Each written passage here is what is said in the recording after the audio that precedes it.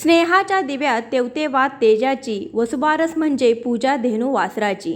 श्री स्वामी समर्थ. वसुबारस म्हणजे गोवत्स द्वादशी, दिवाळीचा पहिला दिवस, ज्या दिवशी आपण वसुबारस म्हणजे आपल्या ज्या गाई वासराची पूजा करतो, तर या दिवशी गाय आणि वासराच्या अंगी असणारी उदारता, प्रसन्नता, शांतता आणि समृद्धी आपणास लाभो म्हणून दिवाळीचा हा पहिला दिवस सुखसमृद्धीचा आणि भरभराटीचा जाण्यासाठी आपण दिवाळीचा पहिला दिवस वसुबारस म्हणून साजरा करतो. तर याला दिवाळीचा पहिला दिवा असं देखील म्हटलं जातं. ज्या दिवशी रमा एकादशी देखील आलेली आहे, म्हणजे वसुबारसच्या दिवशी रमा एकादशी हा शुभ संयोग जुळून आलेला आहे. तर या दिवशी आपण वसुबारसच्या दिवशी गाई वासराची पूजा कशी करावी, आपण गाई वासरांना नैवेद्य काय दाखवावा, जर घरामध्ये देवाची जी गाई वासराची मूर्ती आहे ती मूर्ती नसेल तर पूजा कशी करावी, किंवा आपण प्रत्यक्षात गाई आणि वासराची पूजा कशी करावी, या दिवशी काय करावे काय करू नये, अशी बरीचशी माहिती तुम्हाला या व्हिडिओतून मिळेल. त्यासाठी व्हिडिओ शेवटपर्यंत नक्की बघा.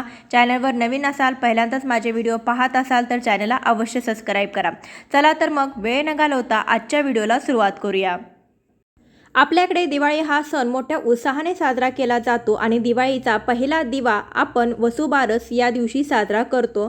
तर पहिली आंघोळ म्हणजे दिवाळीची सुरुवात वसुबारस या सणाने होते. यावर्षी 9 नोव्हेंबर रोजी वसुबारस आहे.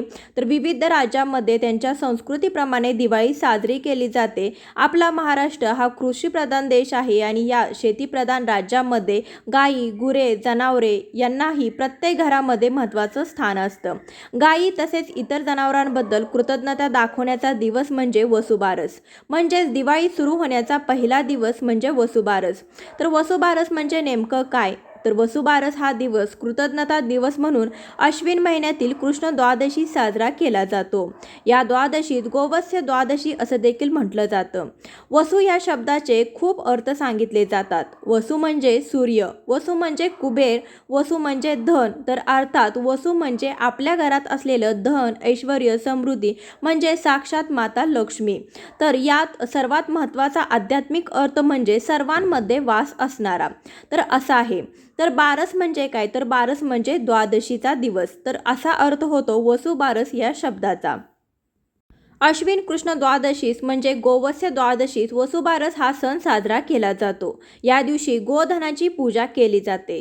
समुद्र मंथनाच्या वेळेस 5 कामधेनू उत्पन्न झाल्या होत्या. त्यापैकी नंदा नामक धेनूस उद्देशून हे व्रत केलं जातं. या दिवशी अनेक जन्माच्या कामना पूर्ण व्हाव्यात याकरता वासरासह गायीची पूजा केली जाते. भरपूर कृषी उत्पादन व्हावे, आपल्या मुलाबाळांना चांगले आरोग्य मिळावे व सुख लाभावे म्हणून ही पूजा केली जाते.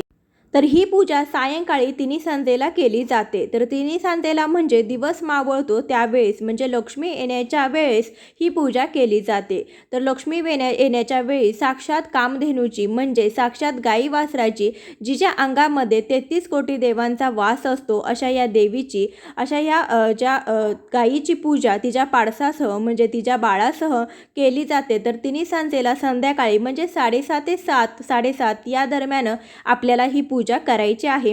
तर या दिवशी सायंकाळी गाय आणि वासरू यांची पूजा करतात. सर्वात आधी गायीच्या पायावर पाणी टाकायचं, गाईला हळदी, कुंकू, फुले, अक्षता वाहून फुलांची माळ घालायची. वासराची देखील अशाच रीतीने पूजा करायची. निरांजनाने ओवाळून घ्यायचे, गाईच्या अंगाला स्पर्श करायचा, गाई वासराला गोडाचा नैवेद्य दाखवायचा. नंतर गाईला प्रदक्षिणा घालायची. जवळपास जर गाय उपलब्ध नसल्यास तर घरी आपण गाई वासराची जी मूर्ती असते ती मूर्ती आपण घरामध्ये ठेवून त्या मूर्तीची ही पूजा आपण करू शकतो. तर ज्यांच्या घरी गाय आणि वासरे आहेत, म्हणजे ज्यांच्या घरी जनावरे आहेत, ते अशा प्रकारे गाय वासराची पूजा करू शकतात. परंतु जे बाहेरगावी आहे, शहरी भागात आहेत, किंवा ज्यांच्या घरी गाय वासरू अशी जनावरे नाहीत, तर त्यांनी गायीची पूजा कशी करावी असा प्रश्न देखील बऱ्याच जणांच्या मनामध्ये येतो. तर दिवाळीचा पहिला दिवस आहे, तर सकाळी आपण नित्याची कामे आटपून घ्यायची. तर दिवाळीची सुरुवात ही वसुबारसपासून होते. त्यासाठी आपलं घर हे अगदी लकलकी स्वच्छ करायचं. तर दिवाळीच्या अगोदरच तुम्ही म्हणजे 2-4 3-4 दिवस अगोदर तुम्ही तुमच्या घरातील संपूर्ण केरकचरा काढू शकता, घरातील जाळं जळमटे काढू शकता. परंतु वसुबारसच्या दिवशी म्हणजे दिवाळीच्या पहिल्या दिवशी आपण दारामध्ये सडा टाकायचा आहे. तर तुमच्याकडे जर सडा टाकण्यास जागा नसेल तर तुमची जी समोरची जी जागा आहे घरासमोरची, मुख्य दरवाजासमोरची, ती तुम्ही पाण्याने धुवून स्वच्छ करू शकता. त्यानंतर घरासमोर अंगण स्वच्छ केल्यानंतर तिथे आपण छानशी रांगोळी काढून घ्यायची आहे. तर दिवाळीचा पहिला दिवा आहे, वसुबारस आहे, तर छानशी रांगोळी काढून घ्या. गाईची पावले देखील तुम्ही काढू शकता. तर तुम्हाला जर रांगोळी काढण्यास जागा नसेल तर तुम्ही घरामध्ये देवघरासमोर फुलांची रांगोळी देखील काढू शकता. तर घर अगदी स्वच्छ करायचं आहे. तुम्ही सकाळीही तुम्ही दिवस उजडायच्या टायमाला म्हणजे सूर्योदयाच्या टायमाला तुम्ही घरामध्ये चौकटीसमोर, मुख्य दरवाजासमोर तुम्ही जी मातीचे दिवे आपण दिवाळीमध्ये लावतो तर ते दिवे तुम्ही लावू शकता. तर अशी आपण दिवाळीची सुरुवात करायची आहे. त्यानंतर सायंकाळी आपल्याला ही वसुबारसची पूजा करायची आहे, कारण की ही पूजा ही सायंकाळी केली जाते.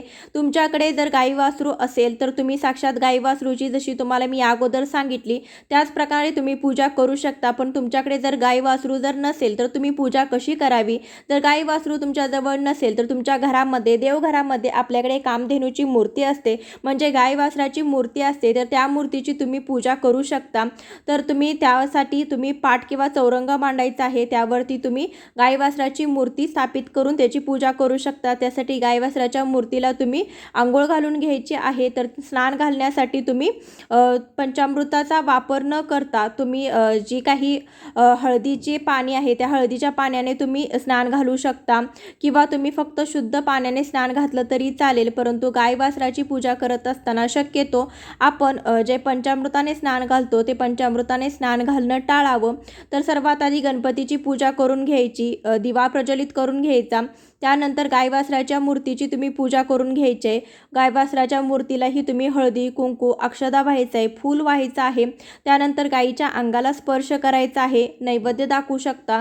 तर नैवेद्यामध्ये जे काही दुधापासून बनलेले नैवेद्य आहेत, दूध, दही किंवा त्यापासून बसणाऱ्या मिठाई वगैरे या वस्तू तुम्ही वापरायच्या नाहीत. गाईच्या तुपापासून, गाईच्या दुधापासून बनलेले नैवेद्य न दाखवता तुम्ही इतर काही नैवेद्य दाखवू शकता, किंवा तुम्ही फक्त खडी साखरेचा किंवा साखरेचा नैवेद्य दाखवला तरीही चालेल. तर या दिवशी काही ठिकाणी पुरणपोळी केली जाते, तर पुरणपोळीचा देखील नैवेद्य तुम्ही दाखवू शकता, किंवा घरामध्ये जी काही तुमची पोळी बनलेली असेल तर त्या पोळीचा देखील तुम्ही नैवेद्य दाखवू शकता. त्यानंतर गाईला तुम्ही ओवाळून घ्यायचं आहे. तर या दिवशी गाईला प्रदक्षिणा घातली जाते. तर तुमच्याजवळ जर गाई नसेल तर तुम्ही घरात असलेल्या गाई वासराच्या मूर्तीची पूजा करत असाल तर तुम्ही अशा रीतीने पाठ मांडावा की त्याला तुम्ही प्रदक्षिणा घालू शकाल. तर अशा प्रकारे पाठ मांडून तुम्ही प्रदक्षिणा घालू शकता, कारण की प्रत्येक जणांना गाई मिळेलच असं नाही. तर ज्यांना गाई मिळत नाही त्यांनी अशा प्रकारे गाईची मूर्ती ठेवून तुम्ही प्रदक्षिणा घालून या दिवशीची वसुबारसची पूजा करू शकता. पण ज्यांच्या घरी गाई वासरूही नाही आणि कामधेनूची मूर्तीही नाही, गाई वासराची मूर्तीही नाही, तर यांनी पूजा कशी करावी? तर यांनी पाटावरती तुम्ही रांगोळीने किंवा तांदळाने गाई वासराचं चित्र रेखाटू शकता, आणि या अगोदर सांगितलं त्याच प्रकारे तुम्ही त्यांची पूजा करू शकता. तर या दिवशी बऱ्याच स्त्रिया हा दिवसभर उपवास करतात. तर तुम्हाला जर शक्य असेल तर तुम्ही उपवास करू शकता. परंतु उपवास करत असताना तुम्ही उपवासाला आपण नेहमी जसं की दूध, ताक, दही, त्यानंतर दुधापासून बनलेले पदार्थ किंवा चहा, कॉफी असे पदार्थ सेवन करतो. तर हा जो वसुबारसचा आपण जो उपवास करणार आहात तर त्या दिवशी तुम्हाला दूध किंवा दुधापासून बनवणाऱ्या इतर कोणत्याही पदार्थांचं तुम्हाला सेवन करायचं नाही, पदार्थ खायचं नाही. याशिवाय या दिवशी गहू, मूग हे देखील खाल्लं जात नाही. तर तुमचा उपवास नसेल तरी देखील तुम्ही गहू आणि मूग खाऊ नये. तर काही ठिकाणी स्त्रिया या दिवशी बाजरीची भाकरी आणि गवारीच्या शेंगाची भाजी खाऊन उपवास सोडतात. तर असं देखील तुम्ही करू शकता, कारण की या दिवशी दुधाचे पदार्थ, तळलेले पदार्थ खात नाहीत. या दिवशी तव्यावर बनवलेले देखील पदार्थ काही ठिकाणी खात नाहीत. तर असेही काही नियम आहेत. तर ज्यांच्या घरी पहिल्यापासून गायी असतात, गाई म्हशी असतात, जनावरांचा गोठा असतो, पहिल्यापासून जे शेतकरी असतात, तर अशा महिला देखील हे काही नियम आहेत तर ते नियम पाळतात. तर या दिवशी गायीप्रती कृतज्ञता म्हणून हा सण साजरा केला जातो, आणि स्त्रिया आपल्या मुलाबाळांच्या चांगल्या आरोग्यासाठी व सुख समृद्धीसाठी ही पूजा करतात. तर मी तुम्हाला 3 पद्धतीने पूजा कशी करायची ते सांगितले. डायरेक्ट तुम्ही गाय वासराची पूजा कशी करावी, ज्यांना गाय वासराची पूजा करणं शक्य नसेल त्यांनी गाय वासराच्या मूर्तीची पूजा कशी करावी, किंवा ज्यांच्याकडे गाय वासरू मूर्ती नसेल तर त्यांनी रांगोळीने किंवा तुम्ही तांदळाने गाय वासराचं चित्र बनवून, किंवा तुम्हाला जर चित्र काढायला जमत असेल तर चित्र बनवून, किंवा गाय वासराची तुम्ही पावलं असतात ती गोपद्म देखील काढून तुम्ही त्याची पूजा करू शकता. तर तुम्हाला जर शक्य असेल तर तुम्ही गोशाळेमध्ये जाऊन गाय वासराची पूजा करू शकता, किंवा तुम्ही त्यांना जे लागणारं जे खाद्य आहे, जे काही तुम्ही चारा त्यांना देऊ शकता. तर अशा पद्धतीने देखील आपण काही सेवा करू शकतो. फक्त या दिवशी आपल्याला एका गोष्टीची काळजी घ्यायची आहे, कारण की आपण दूध आणि दुधापासून बनवलेला कोणताही पदार्थाचा नैवेद्य म्हणून आपण देवाला या दिवशी दाखवायचा नाही, किंवा तुम्ही गाय वासराची जी काही पूजा करणार आहात त्यांना दाखवायचं नाही, किंवा तुम्ही जर गायीची पूजा करणार असाल तर गायीला दूध किंवा दुधापासून बनवलेले इतर पदार्थ किंवा तळलेल्या पदार्थांचा तुम्ही नैवेद्य दाखवू नका, किंवा गायीला खायला घालू नका. आणि घरामध्ये जर तुम्ही मूर्तीची पूजा करत असाल तर त्यांना पंचामृताने किंवा दुधाने स्नान न घालता तुम्ही हळदीच्या पाण्याने किंवा शुद्ध पाण्याने देखील तुम्ही स्नान घालू शकता. तर या वर्षीची जी वसुबारस आहे ती वसुबारस आणि रमा एकादशी एकाच दिवशी आलेले आहे, त्यामुळे या वसुबारसचं महत्त्व देखील आपल्याला अनंत पटीने वाढलेलं दिसत आहे. वर्षभरामध्ये सर्व एकादशींना श्री विष्णूंचं पूजन केलं जातं, मात्र रमा एकादशीला श्री विष्णूंचा 8वा अवतार मानलं गेलेल्या श्रीकृष्णांचं पूजन केलं जातं. रमा एकादशीला श्रीकृष्णाची विधिवत पूजा केल्यास सुख आणि सौभाग्य प्राप्त होते असं सांगितलं जातं. घरातील धन धान्य समृद्धी वृद्धिगंत होते. पुरुष मंडळी देखील हे व्रत करतात. हे व्रत केल्यास सांसारिक सुख आणि वैवाहिक जीवन सुखमय होते असा शुभ आशीर्वाद प्राप्त होतो, म्हणून रमा एकादशीचं व्रत केलं जातं. या एकादशीच्या व्रतामुळे मोक्षप्राप्ती देखील होते, त्यामुळे तुम्ही रमा एकादशीचं व्रत करू शकता, कारण की यावेळेस जी वसुबारस आहे ती वसुबारस आणि रमा एकादशी एकत्रित आलेली आहे. तुम्हाला जर सेपरेट पूजा मांडणी शक्य नसेल तर देवघरामध्ये जी तुम्ही रोजची पूजा करता त्यामध्ये जर गाई वासराची मूर्ती असेल तर गाई वासराची मूर्ती तुम्ही तिथेच ठेवून देवघरामध्ये देखील त्याची तशीच पूजा करू शकता. आणि या दिवशी आपल्याला बाळकृष्णांचीही पूजा करायची आहे. दिवाळीचा पहिला दिवस आपण अशा रीतीने सर्व देवी देवतांची पूजा करून साजरा करायचा आहे. वसुबारस या दिवसापासून आपण घरासमोर रांगोळी काढायला सुरुवात करायची आहे, कारण की रांगोळीमध्ये खूप सारी नकारात्मकता नष्ट करण्याची ताकद असते. आणि दिवाळीमध्ये आपण साक्षात लक्ष्मीची पूजा करत असतो. तर दिवाळीचा पहिला दिवस वसुबारस म्हणजे गायीच्या रूपात लक्ष्मीची पूजा आपण करत असतो. तर या दिवसापासून दारामध्ये रांगोळी काढायला आणि दिवे लावायला सुरुवात करायची आहे.